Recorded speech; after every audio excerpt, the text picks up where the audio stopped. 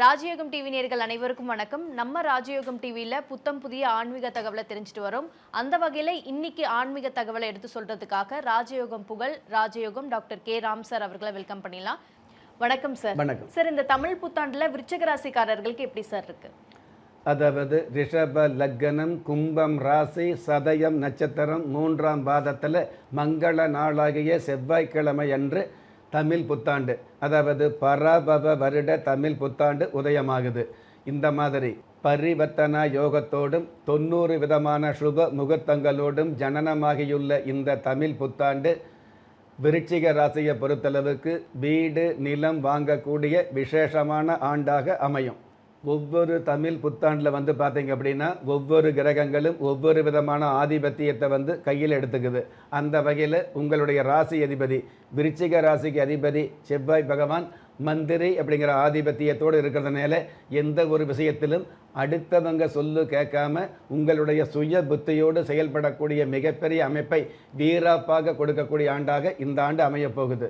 கடந்த காலங்களில் எவ்வளவோ வீரத்தோடு இருந்தும் எவ்வளவோ தீரத்தோடு இருந்தும் அதற்குண்டான ஒரு அமைப்பு கிடைக்காம கவலைப்பட்ட உங்களுக்கு மிகப்பெரிய அமைப்புகளோடு சிறப்புகள் கிடைக்கக்கூடிய, பொறுப்பு பதவிகள் கிடைக்கக்கூடிய, சீர்மிகு சிறப்புகள் தொடர்ந்து நடக்கக்கூடிய ஆண்டாக இந்த ஆண்டு அமையப்போகுது.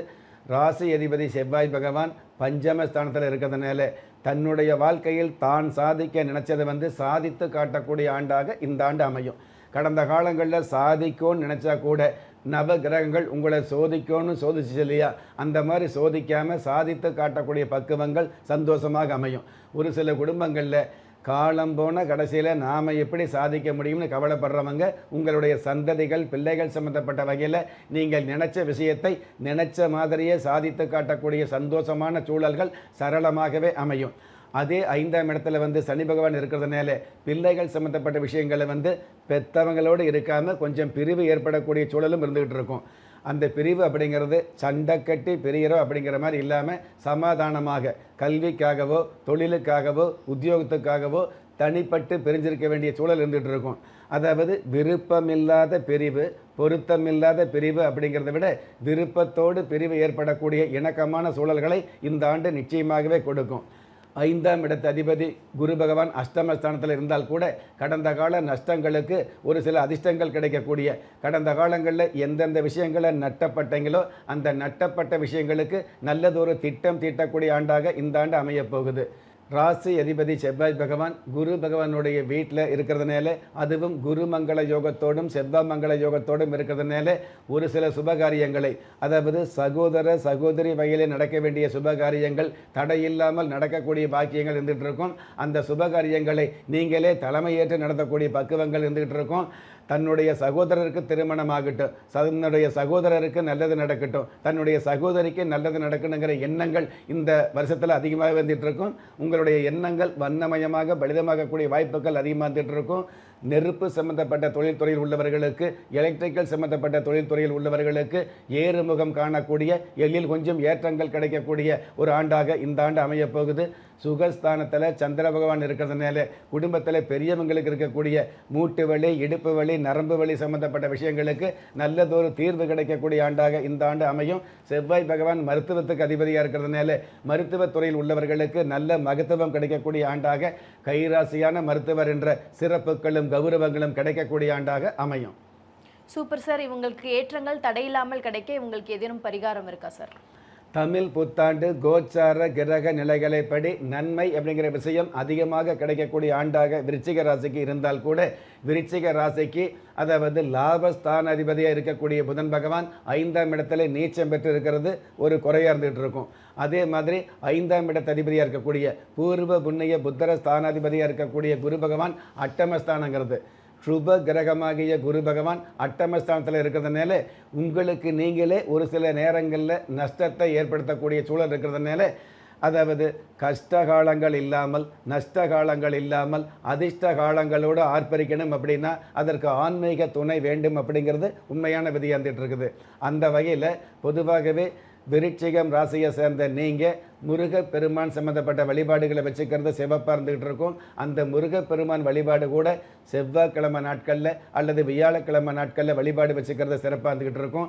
நீங்கள் சாதாரணமாக இருந்ததுன்னா கூட உங்களுக்கு திஷ்டிகள், அதாவது கண் திஷ்டி படக்கூடிய சூழல் இருந்துகிட்டு இருக்கும். அந்த மாதிரி கண் திஷ்டி சம்மந்தப்பட்ட விஷயங்களில் கந்தர் உங்களை காப்பாற்றக்கூடிய, வாழ்க்கையில் எந்த ஒரு சூழலாக இருந்தாலும் கந்த பெருமானை நமஸ்காரம் வச்சுக்கிட்டீங்க அப்படின்னா கண்டிப்பாக சொந்த தேவைகள் பூர்த்தியாகக்கூடிய ஆண்டாக பராபவ வருட தமிழ் புத்தாண்டு அமையும்.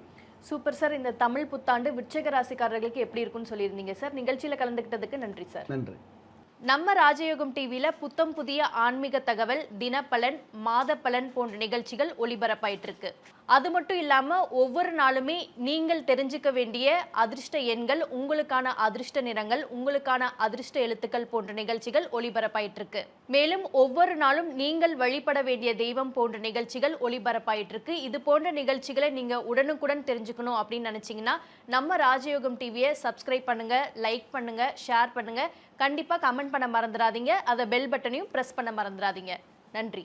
திறமை இருந்தும் வறுமையில் வாடுகிறீர்களா? விதியை நொந்து விரக்தியில் இருக்கிறீர்களா? முயற்சிகள் செய்தும் முன்னேற்றம் கிடைக்கவில்லையா? களஸ்திரம் அமையாமல் கவலைப்படுகிறீர்களா? தாய்மையடையாமல் தவித்து நிற்கிறீர்களா? நவரத்தினம் போட்டும் நன்மைகள் கிடைக்கவில்லையா? பெயர் மாற்றம் செய்தும் பிரயோஜனம் இல்லையா? எந்திரத்தை நம்பி மந்திரத்தை சொல்லியும் மாற்றம் கிடைக்கவில்லையா? எண்கணிதத்தை நம்பி எழுத்தை மாற்றியும் ஏற்றம் கிடைக்கவில்லையா? வாஸ்துவை நம்பி வாசலை மாற்றியும் வளம் காணவில்லையா? ஹோமத்தை வளர்த்து யாகத்தை செய்தும் யோகத்தை காணவில்லையா? திரும்பிய பக்கமெல்லாம் திண்டாட்டங்களையே சந்தித்த உங்களை யார் கைவிட்டாலும் ஆன்மீகம் கைவிடாது. ஆம், அண்ட நிழலுமில்லை, ஆதரிக்க யாரும் இல்லாதவர்களை குலதெய்வம் கைவிடுவதில்லை. கிள்ளி கிடைக்கக்கூடிய யோகங்களை அள்ளிக் கொடுக்கக்கூடிய ஆன்மீக அற்புதம் குலதெய்வ விருட்சம். திக்கற்ற யாவரும் ஒப்பற்ற பயன்பெற வாங்கி பயனடைவீர். குலதெய்வ விருட்சம். குலதெய்வ விருட்சம், குடும்பமே சுபிட்சம்.